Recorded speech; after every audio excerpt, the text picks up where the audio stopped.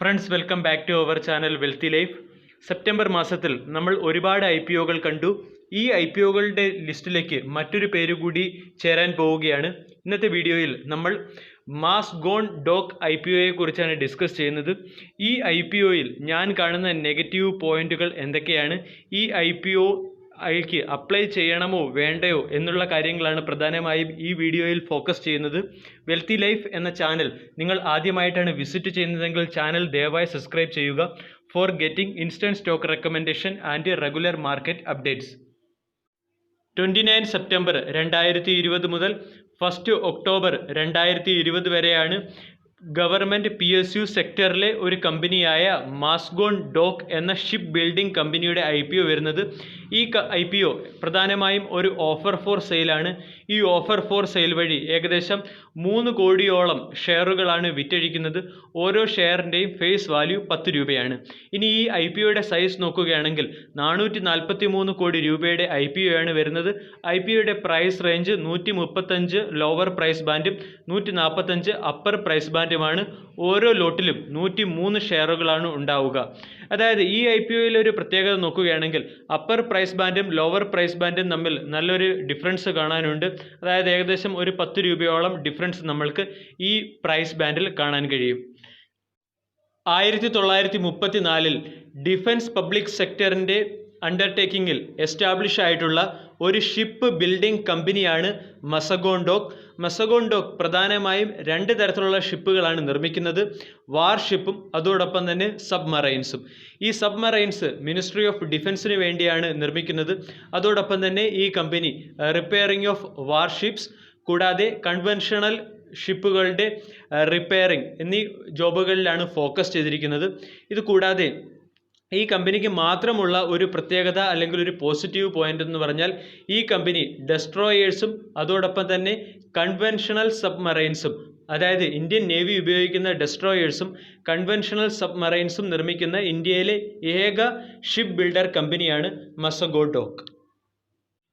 ഈ കമ്പനി ഇതുവരെ 25 വാർഷിപ്പുകൾ, 4 മിസൈൽ ബോട്ടുകൾ, 3 സബ്മറൈനുകൾ, വിവിധ ക്ലാസ്സിലുള്ള ഫ്രിഗേറ്റ്സുകൾ, 6 ഡെസ്ട്രോയറുകൾ എന്നിവ കൂടാതെ 795 വെസലുകളാണ് ടോട്ടൽ നിർമ്മിച്ചിരിക്കുന്നത്.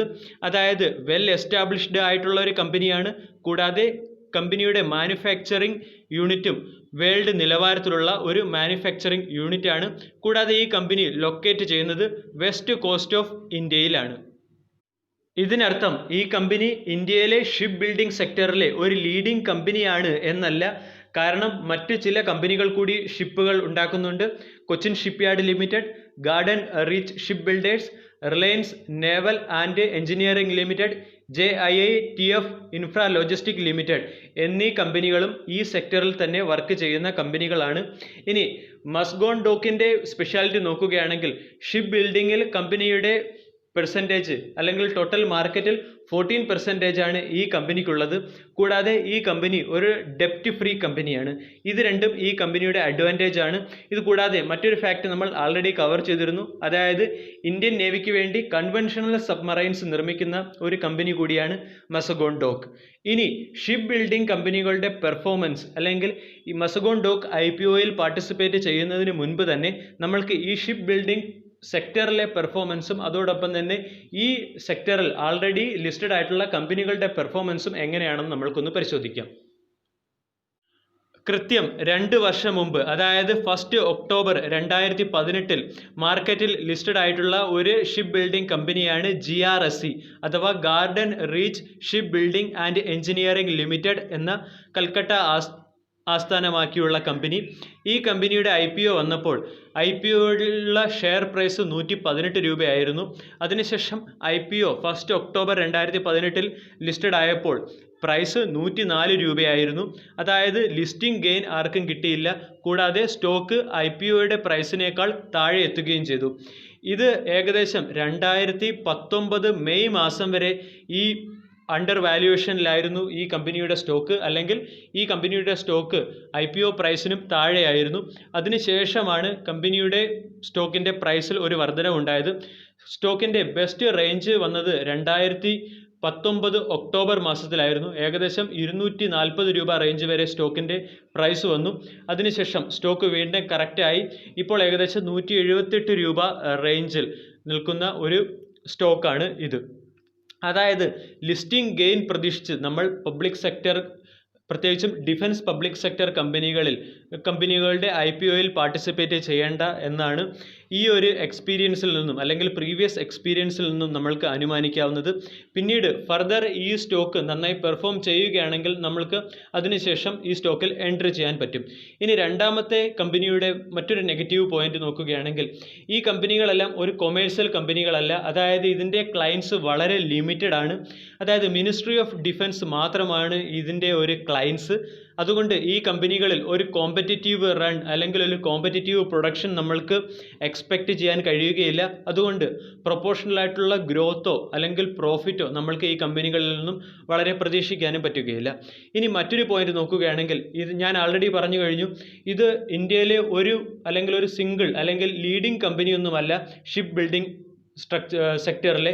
അതായത് മറ്റ് കൊച്ചിൻ ഷിപ്പ് യാർഡ് അതുപോലുള്ള മറ്റ് ഷിപ്പ് യാർഡ് കമ്പനികളുമുണ്ട്. ആ കമ്പനികൾക്ക് വേണമെങ്കിലും മിനിസ്ട്രി ഓഫ് ഡിഫൻസ് കോൺട്രാക്റ്റ് നൽകാം. അതായത് ബാക്കിയുള്ള കമ്പനികൾക്കും മിനിസ്ട്രി ഓഫ് ഡിഫൻസ് കോൺട്രാക്റ്റ് നൽകുകയാണെങ്കിൽ ഈ കമ്പനിയുടെ പെർഫോമൻസ് കുറച്ചും കൂടെ ഡീഗ്രേഡ് ആവാൻ ചാൻസ് ഉണ്ട്. കൂടാതെ ഈ കമ്പനികൾ ടെക്നോളജിയും അതുപോലെ തന്നെ മെറ്റീരിയൽസും പുറത്തുനിന്നുള്ള രാജ്യങ്ങളിൽ നിന്നാണ് ഇമ്പോർട്ട് ചെയ്യുന്നത്. അതായത് ഈ കമ്പനികൾക്ക് അവരുടെ പ്രൊഡക്റ്റിൻ്റെ മുകളിൽ വലിയ കൺട്രോളോ അല്ലെങ്കിൽ പ്രൈസിൽ ഫ്ലക്ച്വേഷൻ വരുത്താനുള്ള കേപ്പബിലിറ്റിയോ ഉണ്ടായിരിക്കുകയില്ല. ഇതും ഒരു നെഗറ്റീവ് പോയിന്റ് ആയിട്ട് തന്നെ നമ്മൾക്ക് കൺസിഡർ ചെയ്യാം. ഇനി കമ്പനിയുടെ കൺസോളിഡേറ്റഡ് ഫിനാൻഷ്യൽ ഇൻഫർമേഷൻ പരിശോധിക്കാം. 2017 മാർച്ച് ഫിനാൻഷ്യൽ ഇയറിൽ ടോട്ടൽ അസറ്റ് 1,93,911 ആയിരുന്നു. 2018 മാർച്ചിൽ, അതായത് 2018 ഫിനാൻഷ്യൽ ഇയറിൽ 1,93,703 ആയി. 2019 നോക്കുകയാണെങ്കിൽ 2,08,479 മില്യൺ ആയിരുന്നു. 2020 നോക്കുകയാണെങ്കിൽ 2,09,660 മില്യണായി ഉയർന്നു. അതായത് ടോട്ടൽ അസറ്റ്സ് വർദ്ധിച്ചിട്ടുണ്ടെങ്കിലും നല്ലൊരു ഗ്രോത്ത് അല്ലെങ്കിൽ എക്സ്പോണൻഷ്യൽ ആയിട്ടുള്ള രീതിയിലുള്ള ഒരു ഗ്രോത്ത് നമ്മൾക്ക് ഈ വർഷങ്ങളിലൊന്നും കാണാൻ സാധിക്കുകയില്ല. അതുപോലെ തന്നെ റവന്യൂ നോക്കാം. പ്രോഫിറ്റ് ആഫ്റ്റർ ടാക്സ് നോക്കുകയാണെങ്കിലും 2017 ഫിനാൻഷ്യൽ ഇയറിൽ 5,982 ആയിരുന്നു. 2018 ഫിനാൻഷ്യൽ ഇയറിൽ 4,961 മില്യണായി കുറഞ്ഞു. അതിനുശേഷം 2019 ഫിനാൻഷ്യൽ ഇയറിൽ 5,324 മില്യണായി. അതിനുശേഷം 2020 ഫിനാൻഷ്യൽ ഇയർ നോക്കുകയാണെങ്കിൽ 4,770 മില്യൺ. അതായത് 2017 ഫിനാൻഷ്യൽ ഇയറുമായി കമ്പയർ ചെയ്യുകയാണെങ്കിൽ ബാക്കിയുള്ള വർഷങ്ങളിൽ നമ്മൾക്ക് 2017 ഫിനാൻഷ്യൽ ഇയറിനേക്കാൾ കുറഞ്ഞ പ്രോഫിറ്റ് ആഫ്റ്റർ ടാക്സ് ആണ് വരും വർഷങ്ങളിൽ കാണാൻ സാധിച്ചത് എന്നർത്ഥം. അതായത് അത്ര നല്ല ഒരു ഫിനാൻഷ്യൽ ഗ്രോത്ത് ഈ ഡിഫൻസ് പബ്ലിക് സെക്ടർ കമ്പനിയിൽ കാണുന്നില്ല. 100% ഷെയർ ഗവൺമെൻറ് ഹോൾഡ് ചെയ്തിരുന്ന ഈ കമ്പനിയിൽ നിന്നും 15% ഷെയറുകൾ പബ്ലിക് ഹാൻഡിലേക്ക് മാറ്റുക എന്നതാണ് ഈ IPOയുടെ ഉദ്ദേശം. അതുകൂടാതെ ഈ കമ്പനിയെ ബോംബെ സ്റ്റോക്ക് എക്സ്ചേഞ്ചിലും നാഷണൽ സ്റ്റോക്ക് എക്സ്ചേഞ്ചിലും ലിസ്റ്റഡ് ആക്കുക എന്നൊരു എയിം കൂടിയുണ്ട്.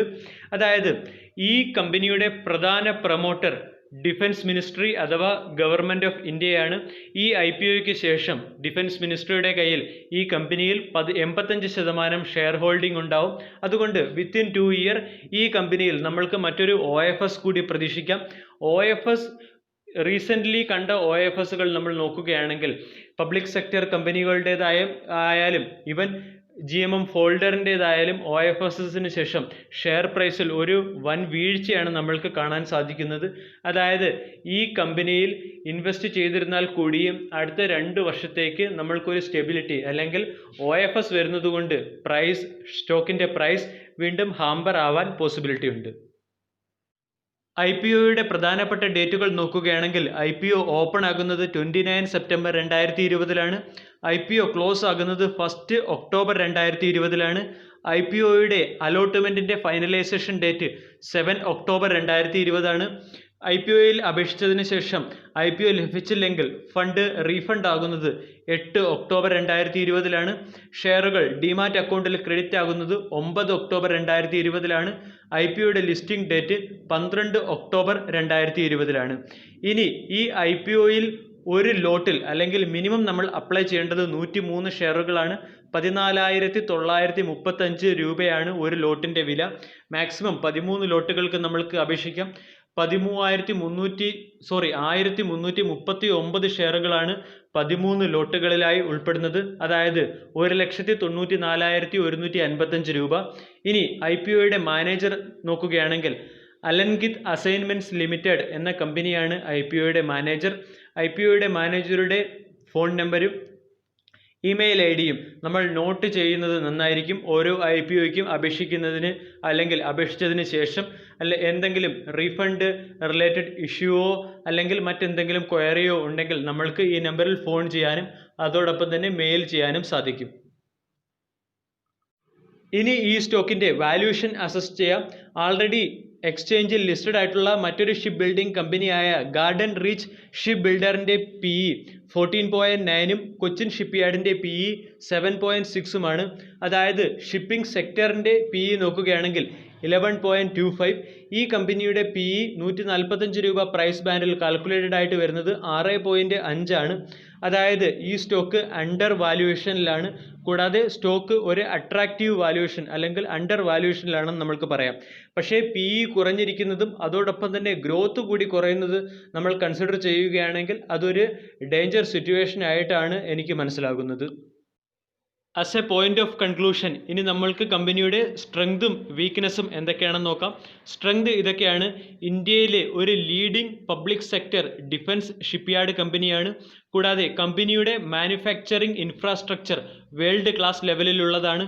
കൂടാതെ കമ്പനി സ്ട്രാറ്റജിക് ലൊക്കേഷനായ മുംബൈയിലും അതോടൊപ്പം തന്നെ വെസ്റ്റ് കോസ്റ്റ് ലൈനിലാണ് ലൊക്കേറ്റ് ചെയ്യുന്നത്. കൂടാതെ കമ്പനിയുടെ ഫിനാൻഷ്യൽ പൊസിഷനും ഓർഡർ ബുക്കും സ്ട്രോങ് ആണ്. ഇതാണ് കമ്പനിയുടെ പോസിറ്റീവ് ഫാക്ട്. ഇനി നെഗറ്റീവ് ഫാക്റ്റുകൾ നോക്കുകയാണെങ്കിൽ കമ്പനിക്ക് മെയിൻലി ഒരേ ഒരു ക്ലയൻറ്റേ ഉള്ളൂ, അതായത് ഡിഫൻസ് മിനിസ്ട്രി ഓഫ് ഇന്ത്യ. രണ്ടാമത്തേത് ഷിപ്പ് യാർഡ് സെക്ടർ എന്ന് പറഞ്ഞാൽ അത്രയ്ക്ക് വലിയ കോമ്പറ്റിറ്റീവ് സെക്ടർ അല്ല. മൂന്നാമത്തെ ഫാക്റ്റ് നോക്കുകയാണെങ്കിൽ ഈ കമ്പനിയുടെ ടെക്നോളജിയും അതുപോലെ തന്നെ മെറ്റീരിയൽസും മറ്റുള്ള രാജ്യങ്ങളിൽ നിന്നും ഇമ്പോർട്ട് ചെയ്യുന്നതാണ്.